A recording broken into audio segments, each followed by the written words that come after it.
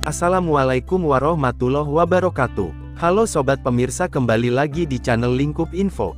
Bagaimana kabar sobat pemirsa semuanya? Pastinya baik-baik saja kan? Sebelum lanjut ke videonya, jangan lupa terlebih dahulu tekan tombol like, comment, and subscribe.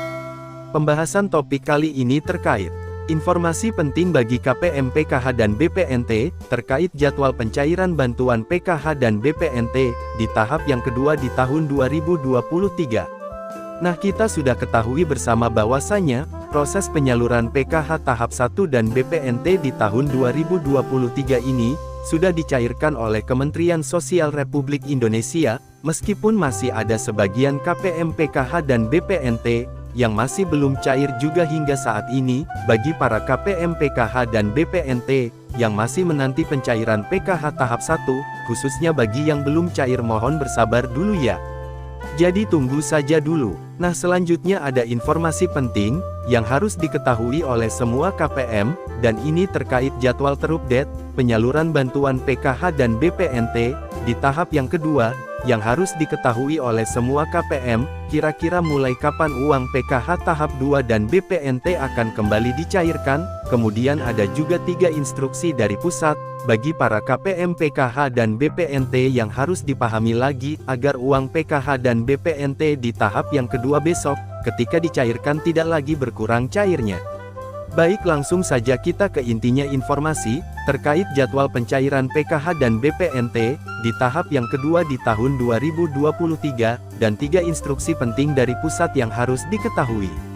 Nah, untuk informasi yang pertama yang harus diketahui, khususnya bagi kalian ke KPM PKH dan BPNT, yang kemarin sudah lancar cair di tahap yang ke-1, baik bantuan uang PKH dan BPNT yang sudah cair semua, saya sampaikan ucapan selamat. Walaupun ada KPM PKH dan BPNT yang cairnya berkurang, dan tidak sesuai harapan, tetapi ini harap tetap disyukuri saja, berapapun jumlah nominal bantuan yang diterima, yang penting bantuannya masih bisa cair. Kemudian perlu diketahui bersama, terkait jadwal penyaluran bantuan PKH dan BPNT, tahap yang kedua di mana sebentar lagi, juga akan segera dicairkan oleh pemerintah, dan diprediksi proses pencairan bantuan PKH dan BPNT untuk tahap yang kedua ini, akan kembali dicairkan menggunakan kartu KKS Merah Putih, dan juga ada di beberapa daerah, yang akan dicairkan melalui PT Pos Indonesia, dan untuk waktu pastinya itu akan dicairkan tahap yang kedua yaitu,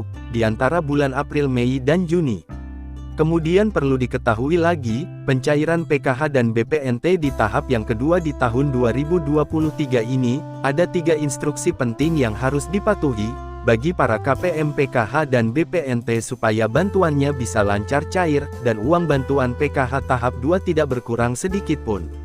Nah, berikut 3 instruksi penting tersebut. Yang pertama ini wajib diketahui yaitu, pastikan kartu KKS wajib dipegang sendiri-sendiri oleh KPM PKH. Jika kartu KKS kalian dipegang oleh pendamping ataupun orang lain, harap segera diambil kartu KKS-nya. Hal ini untuk mengantisipasi terjadinya potongan-potongan, atau pungutan-pungutan yang tidak jelas. Hal ini tentu akan merugikan para penerima manfaat PKH dan BPNT itu sendiri.